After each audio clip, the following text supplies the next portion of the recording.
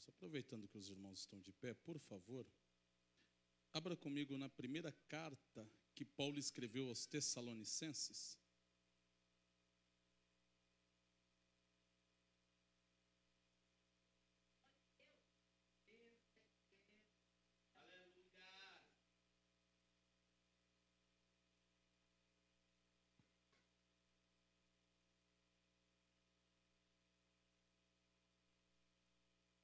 Nós vamos ler alguns versículos entre os 5 capítulos. E como vai ser uma leitura um pouco extensa, primeiro eu leio, aí você senta e eu faço os meus agradecimentos. Amém? Capítulo 1 da primeira carta aos Tessalonicenses, versículo 10 apenas, depois vamos para os outros capítulos. 1 Tessalonicenses, capítulo 1, versículo 10, diz assim: E esperar dos céus a seu Filho, a quem ressuscitou dos mortos, a saber, Jesus, que nos livrará da ira futura. Capítulo 2, versículo 19 e 20. Porque qual é a nossa esperança, ou gozo, ou coroa de glória?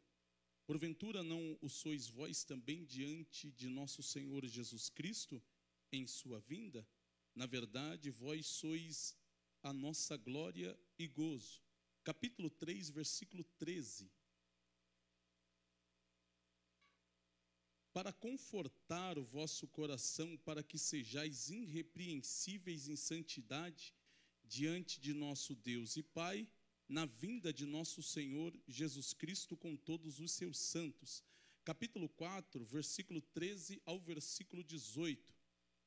Não quero, porém, irmãos, que sejais ignorantes acerca dos que já dormem, para que não vos entristeçais com os demais que não têm esperança.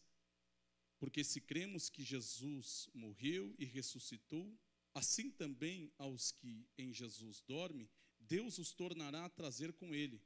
Digo-vos, pois, isto pela palavra do Senhor, que nós, os que ficarmos vivos para a vinda do Senhor, não precederemos os que dormem, porque o mesmo Senhor descerá do céu com alarido e com voz de arcanjo, e com a trombeta de Deus, e os que morreram em Cristo ressuscitarão primeiro. Depois nós, os que ficarmos vivos, seremos arrebatados juntamente com Ele nas nuvens, a encontrar o Senhor nos ares, e assim estaremos para sempre com o Senhor. Portanto, consolai-vos uns aos outros com esta palavra. Capítulo 5, nós vamos ler o versículo 9 e o versículo 23. Porque Deus não nos destinou para a ira, mas para a aquisição da salvação por nosso Senhor Jesus Cristo. Versículo 23. E o mesmo Deus de paz vos santifique em tudo, e todo o vosso espírito e alma e corpo seja plenamente conservados irrepreensíveis para a vinda de nosso Senhor Jesus Cristo. Amém? Se assente, glorificando o nome do Senhor. Aleluias. Eu sou grato a Deus por esta oportunidade que o Senhor me concede esta noite, de poder estar aqui com os irmãos, podendo juntos, reunidos como igreja, adorar o nome do Senhor. É sempre bom estarmos reunidos como igreja. Nós temos vivido tempos difíceis em que, para muitos, já não é mais uma prioridade estar congregando entre irmãos, adorando ao Senhor. Mas que bom que você está aqui, e esse culto não seria o mesmo se você não estivesse aqui. Você é muito especial para Deus. Amém? Ao pastor Rogério, o Senhor em Cristo abençoe. Obrigado por essa oportunidade de poder estar aqui pregando a palavra no altar que Deus confiou ao Senhor.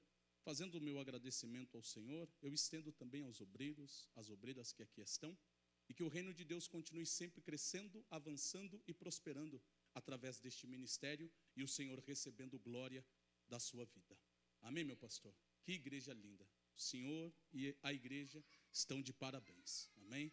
A recepção também, top, hein? Santo Deus, é forte.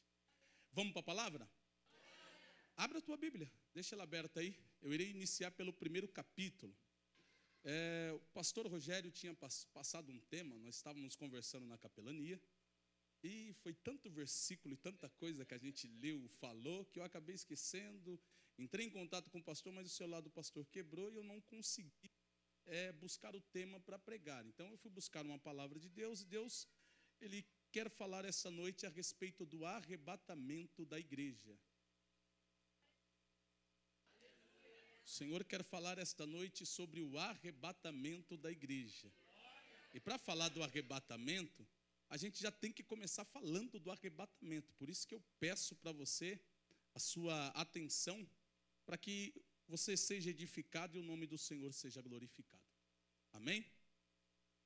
O arrebatamento, irmãos, é o evento descrito na Bíblia que salvará esta humanidade, tanto nós, os que estamos vivos, como os que dormem, de perecerem eternamente. O arrebatamento será o anúncio de que o céu triunfou sobre a terra, sobre o pecado, sobre Satanás, e será o triunfo da igreja e o encontro dela com o noivo. Só que quando o arrebatamento acontecer, aqui na terra se iniciará dias difíceis para quem ficar. Há textos bíblicos que dizem que a grande tribulação será pior do que dos dias de Noé. E olha que nos dias de Noé morreram todo mundo, senão Noé e sua família. E o texto bíblico vai dizer que também será dias piores do que o de Sodoma e Gomorra, né? E a gente sabe que todos ali foram consumidos por fogo e enxofre que foi derramado sobre aquela terra. Então, o texto bíblico nos anuncia hoje uma coisa muito importante: estejais preparado para o arrebatamento da igreja. Cristo vem, e Ele vem buscar um povo lavado e remido no sangue do Cordeiro. Capítulo 2, versículo 19 e 20, quando o arrebatamento da igreja acontecer, quando nós entrarmos no céu, iremos para o tribunal de Cristo. O que é o tribunal de Cristo? É o momento em que a igreja será galardoada por todos os seus feitos, por todas as suas obras feitas aqui na terra, por todo o seu esforço, dedicação, renúncia, por todos os investimentos que temos feito aqui na terra. Eu quero dizer para você que o seu trabalho não é em vão. Para você que talvez está trabalhando como hino da harpa 115, trabalhando e orando na vinha e na seara do Senhor, obreiros que estão comigo neste altar, saiba que o teu trabalho não tem sido vão no Senhor. Naquele grande dia o Senhor galardoará cada um de vocês, aleluias, por todos os seus feitos aqui na terra, como diz, aleluias, 1 Coríntios capítulo 15, versículo 58, seja sempre firme, constante e abundante na obra do Senhor, porque o teu trabalho não é vão no Senhor. E aqui está a coroa de glória e gozo que o Senhor entregará naquele grande dia. Naquele grande dia vocês terão um povo para entregar ao Senhor, e Ele galardoará cada um de vocês por cada alma que vocês cuidaram aqui na terra. Capítulo 3, versículo 13. O arrebatamento da igreja é para quem vive em santidade aqui na terra, como diz em Hebreus capítulo 12, versículo 14, o texto bíblico vai dizer assim: segue a paz com todos e a santificação, sem a qual nenhum de nós veremos a Deus. Capítulo 4, versículo 13, o arrebatamento da igreja precisa ser pregado, para que não vivamos de maneira ignorante aqui na terra. Versículo 18, o arrebatamento é o consolo da igreja. Uma porta se fechou aqui, lá no céu tem uma porta que ninguém pode fechar. As coisas se complicaram aqui, fizeram você chorar. Lá em cima Ele enxuga do teu rosto todas as lágrimas. Capítulo 5, versículo 9.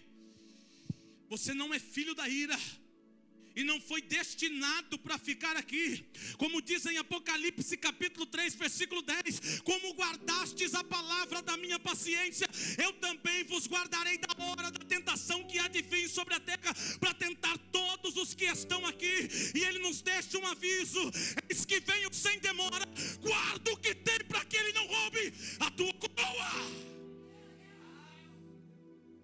Versículo 23 do capítulo 5. O Senhor vem, E Ele vem para arrebatar tanto o meu espírito, como a minha alma e como o meu corpo. E então o que é corrupto se converterá da incorruptibilidade, e então o que é mortal se converterá da imortalidade, e então estaremos para sempre com o Senhor.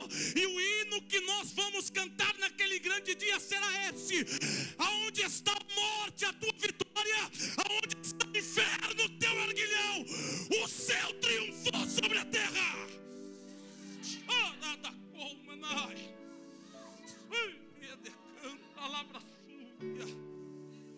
Eita Jesus, eu não sei qual é a sua expectativa, mas a terra geme e chora, ansiosa pelo arrebatamento. E o texto bíblico diz que vai ser num piscar de olhos.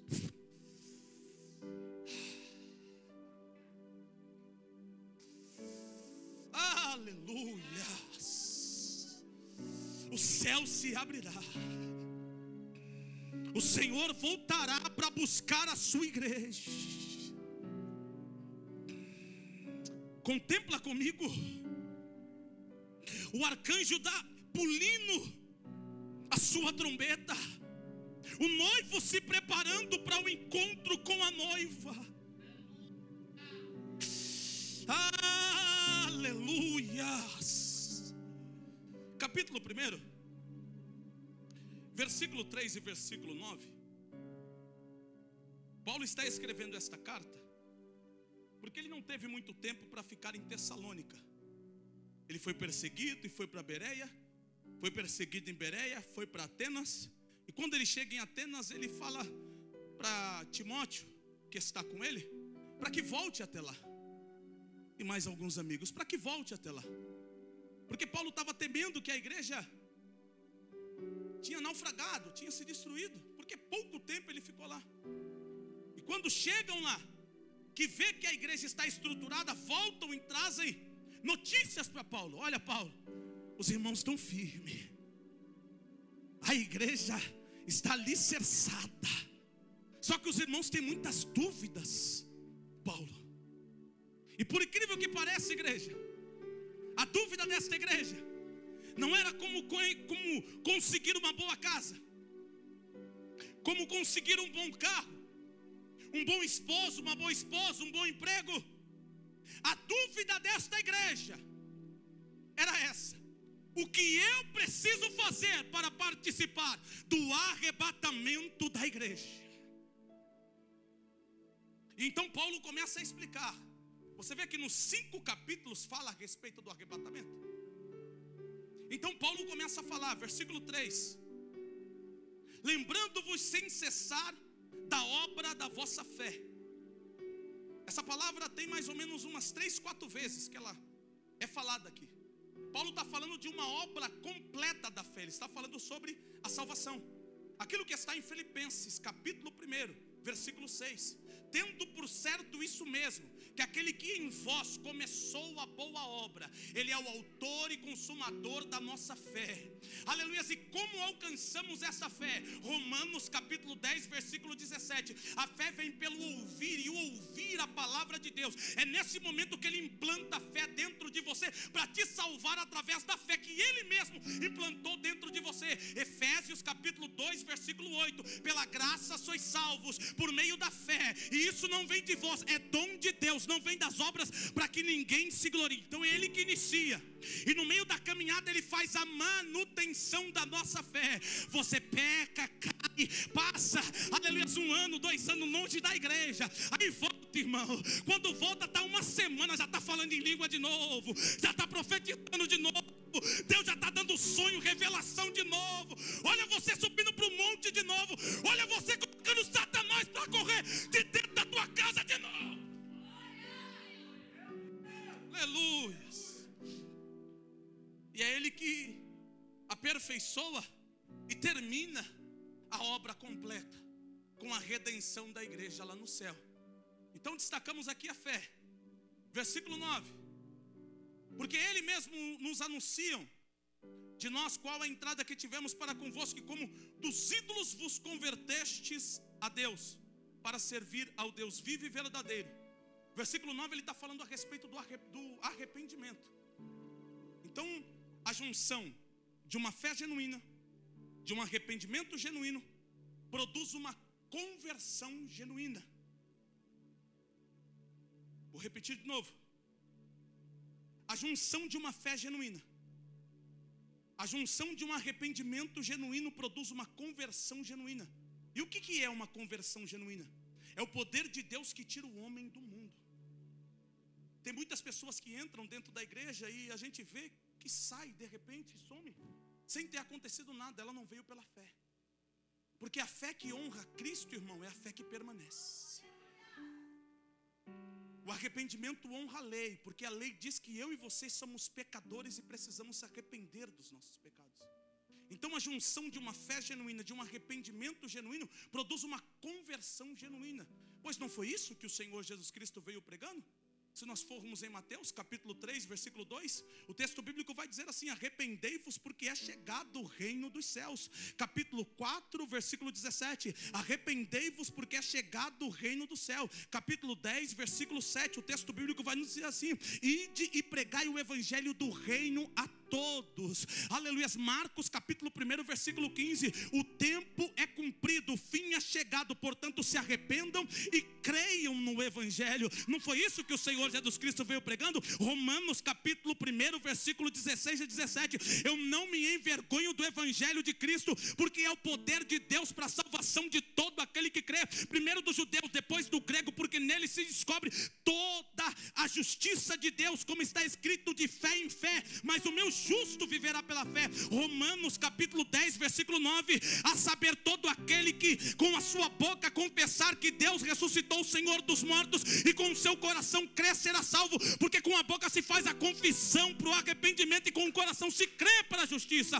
Romanos capítulo 10, versículo de 13, de saber que todo aquele que confessar o nome do Senhor ou invocar o nome do Senhor será salvo.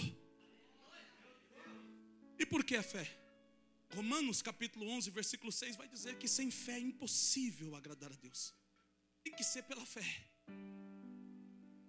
2 Coríntios capítulo 10, versículo 7, capítulo 7, versículo 10, pois o arrependimento, pois a tristeza segundo Deus opera arrependimento para a salvação. Tem que ser através do arrependimento e da fé. Então Paulo está ensinando aqui. Só que uma conversão genuína, ela é manifestada na vida de um cristão pelo menos por 4 pontos que são de suma importância e que nós muitas das vezes deixamos passar batido.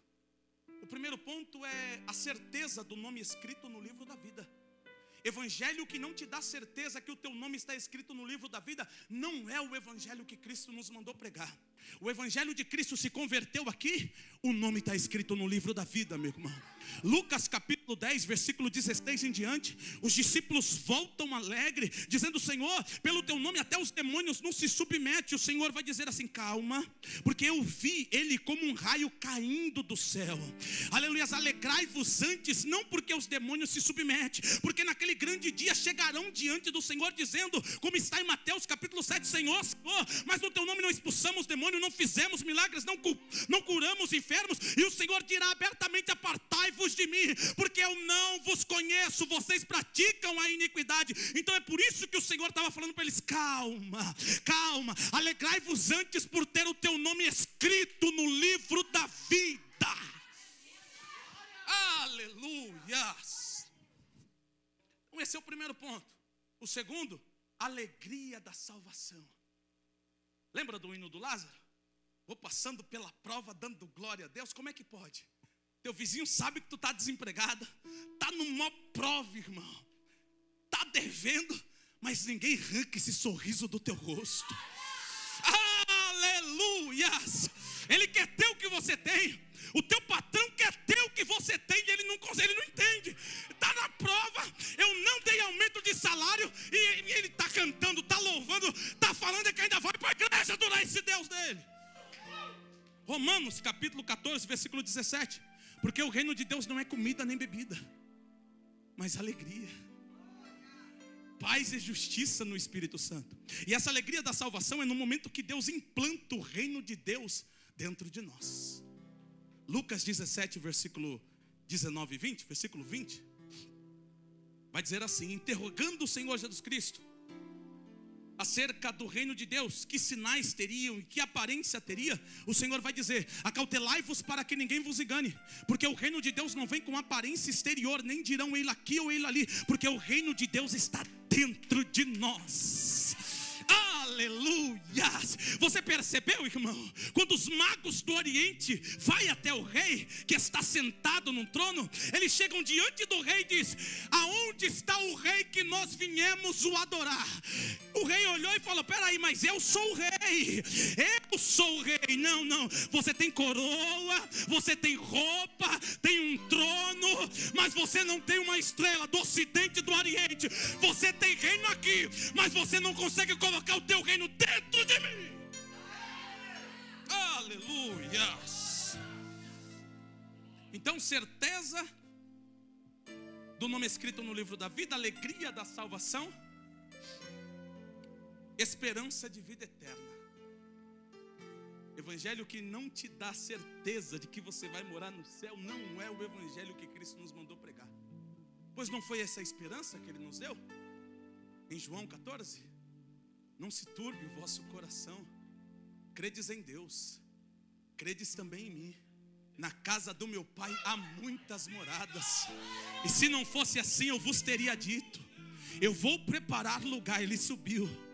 E se eu for e vos preparar lugar, eu virei outra vez, arrebatamento, e vos levarei para mim mesmo, para que aonde eu estiver esteja vós também. Mas alguém sem essa certeza, sem essa alegria, sem essa esperança, vai perguntar para o Senhor: Senhor, nós não sabemos para onde o Senhor vai, como podemos ir? E então o Senhor vai dizer: eu sou o caminho, a verdade e a vida, ninguém vem ao Pai senão por mim. Para nós avançarmos, que o tempo já foi.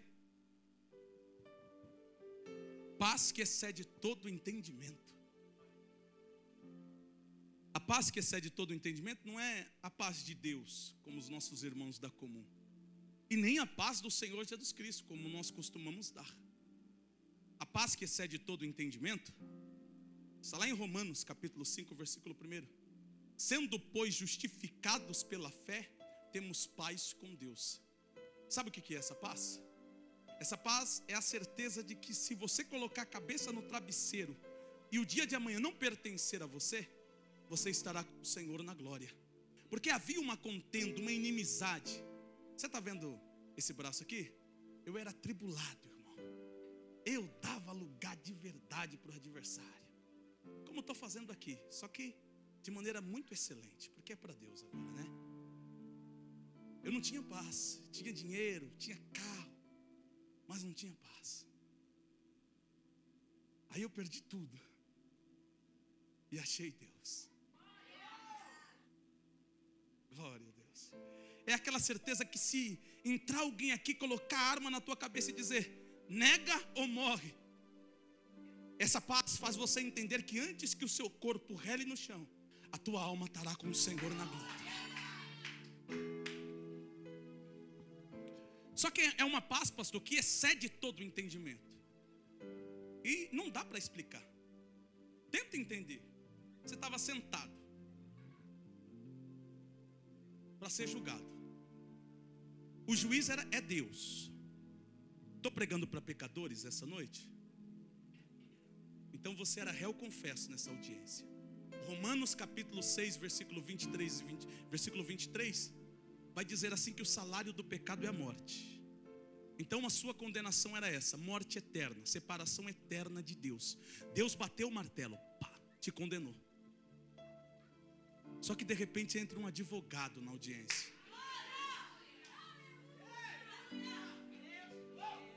Aí o advogado diz para você assim: eu posso tirar você dessa situação.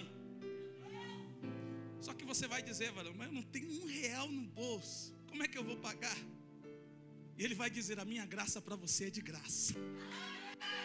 Tá, mas como é que eu saio dessa situação? levanta a tua mão nesse tribunal e me aceita como seu Senhor, único e suficiente Salvador. Segura. Romanos capítulo 8, versículo 1. Portanto, agora nenhuma condenação, havia uma condenação, nenhuma condenação há. Para quem? Para quem está em Cristo Jesus. E como é que eu estou em Cristo Jesus? Aceitando Ele como Senhor e Salvador da minha vida. Aceita Jesus e sai debaixo da condenação. Capítulo 2. Paulo está explicando que antes que ele chegasse em Tessalônica, ele estava em Filipe, na cidade de Filipe. E ele está falando: olha, nós sofremos em Filipe, perseguiram nós, bateram, judiaram. E Paulo está anunciando para a igreja que é esse evangelho que ele veio pregar. Talvez eu assuste você. Vão perseguir você.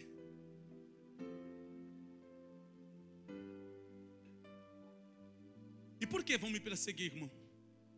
Por causa do reino de Deus que está dentro de você. Ele chama a atenção. Não se pode esconder uma luz edificada sobre o monte. E ninguém acende uma luz para colocar debaixo da cama. Eu impedi uma igreja de ser construída por 9 meses, irmão. Você está vendo como eu era atribulada? 9 meses. Só depois que eu fui preso, não parece, né? Mas eu já fui. Só depois que eu fui preso, a igreja foi construída. Vão bater em você. Vão dizer que você não é de Deus. Que a igreja onde você congrega não é de Deus.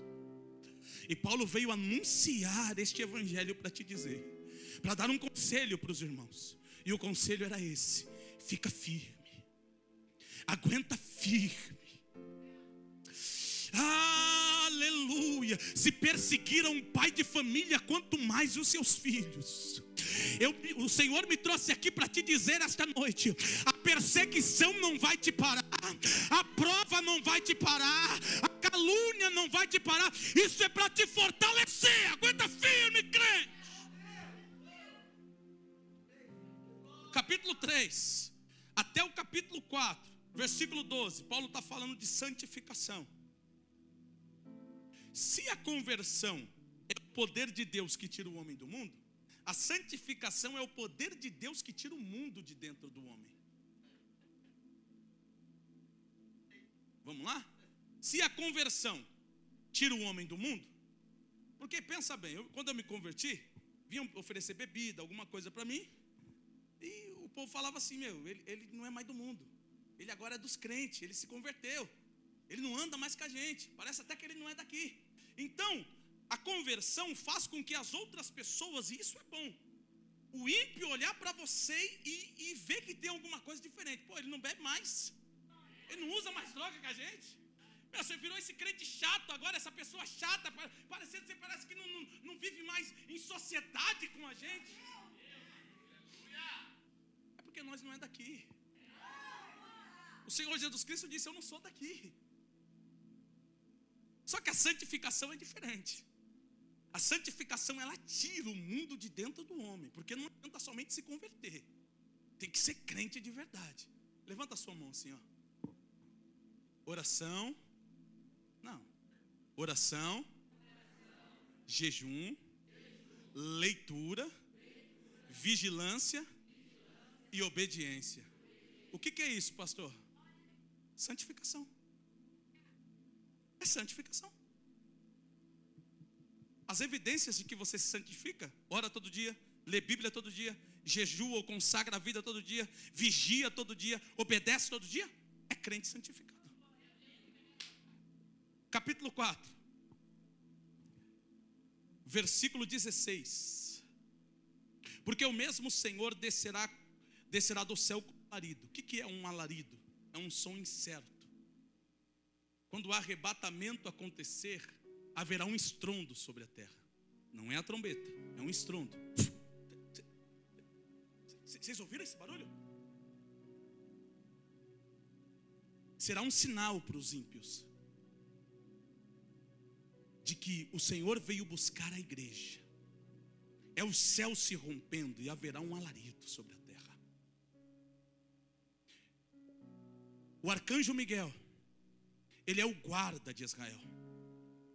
Naquele momento estará sendo anunciado para Israel que o Deus, o Jesus que eles rejeitaram, veio buscar a igreja. E haverá uma trombeta, e só os salvos ouvirão. E então os que estiverem mortos ressuscitarão, e nós, os que estivermos vivos, seremos arrebatados ao encontro do Senhor nos ares. Mas enquanto ele não vem, o Espírito e a noiva dizem: vem. E quem quer vem, e quem tem sede vem, e beba de ar, beba de graça da água da vida. Maranata, Maranata, ora vem, Senhor Jesus. Aleluias. Rei da glória. Versículo 23.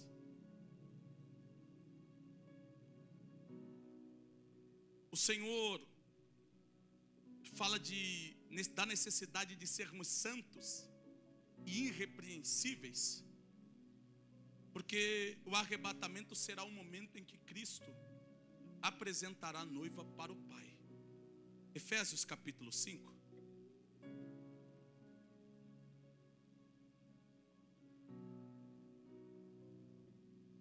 Versículo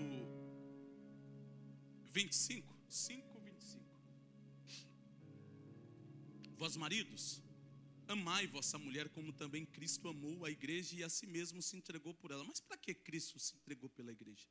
Para a santificar, purificando-a com a lavagem da água pela palavra. Mas para que tudo isso? Para apresentar a si mesmo igreja gloriosa, sem mácula, nem ruga, nem coisas semelhantes, mas antes santa e irrepreensível. Tenta imaginar comigo. O Senhor Jesus Cristo chegando no céu com a igreja. O Pai olhando. A igreja que Ele a santificou, adornou, ataviou, tirou toda a ruga, mancha, mácula, para que ela fosse santa e irrepreensível. Se você for no versículo 23, está falando do mesmo contexto. Uma igreja santa e irrepreensível. E então o Pai olhará para a igreja e dirá: filho, ela é linda mesmo. Valeu a pena ter se entregado por ela. Com todo respeito, o Senhor não vai vir buscar uma novinha do funk, uma atribulada. Não. Não. Então o Senhor olhará e dirá: valeu a pena, filho, ter entregado a vida por ela. Ela é linda mesmo. Entre para o gozo eterno que vos está preparado desde a fundação do mundo.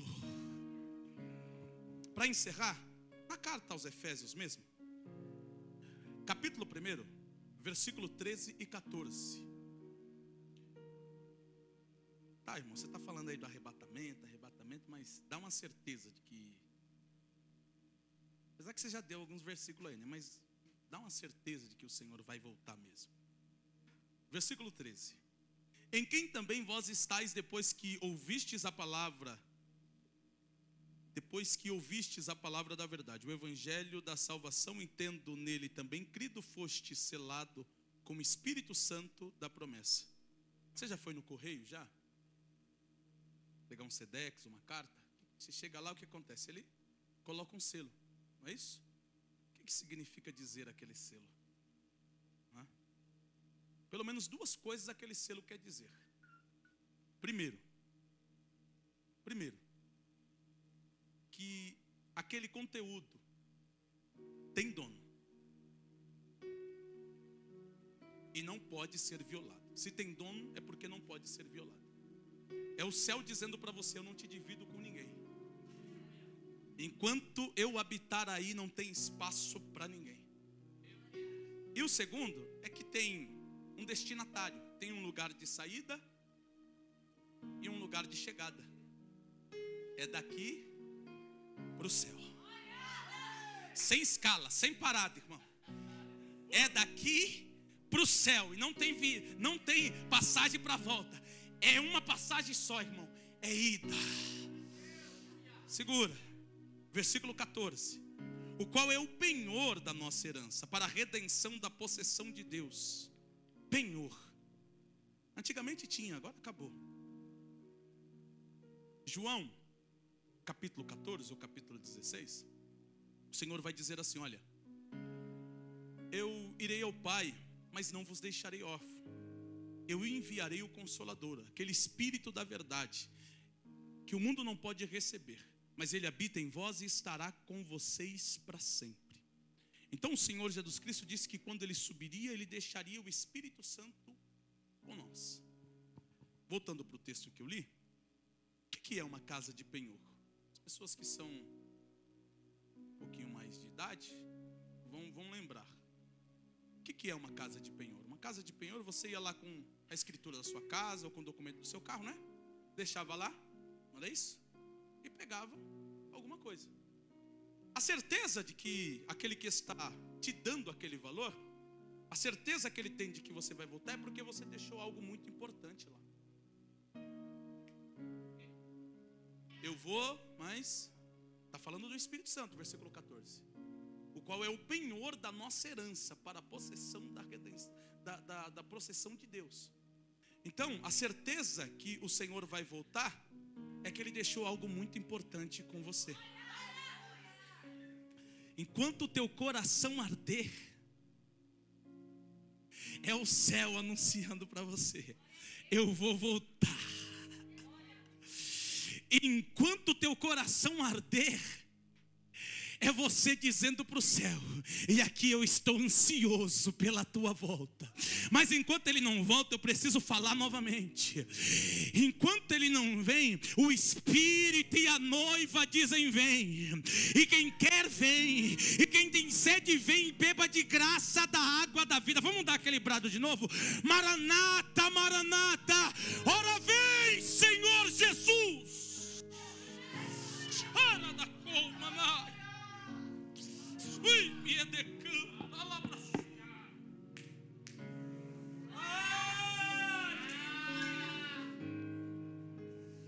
Ui, me decanta, palavra. Ele vem. Ele vem. E ele não vem mais para buscar uma igreja, uma noiva. Por isso que ele clama por santidade, porque é uma noiva. Ele vem, Cristo vem. Se prepara, ó igreja, para o arrebatamento.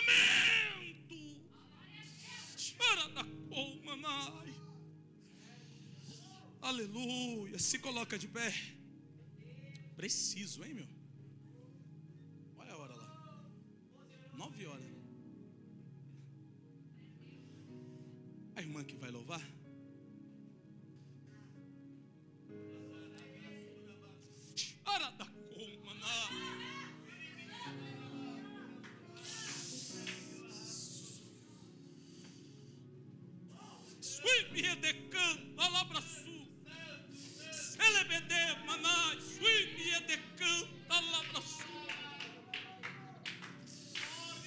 Arrebatamento, arrebatamento, arrebatamento, arrebatamento, arrebatamento da igreja.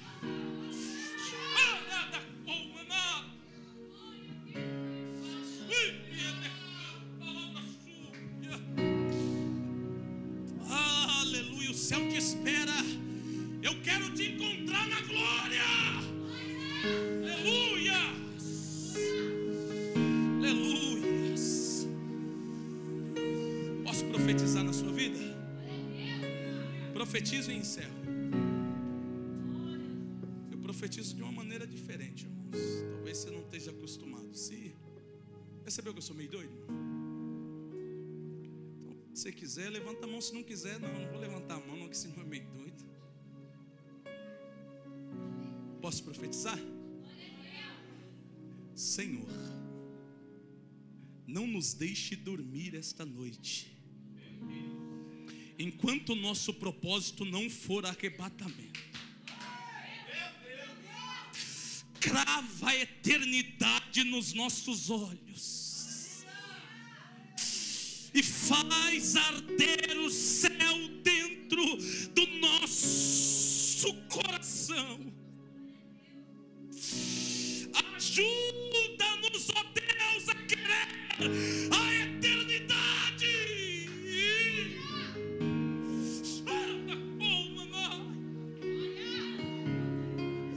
E então te serviremos melhor.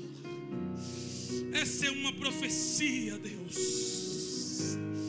Faz real sobre as nossas vidas. És adorado entre nós,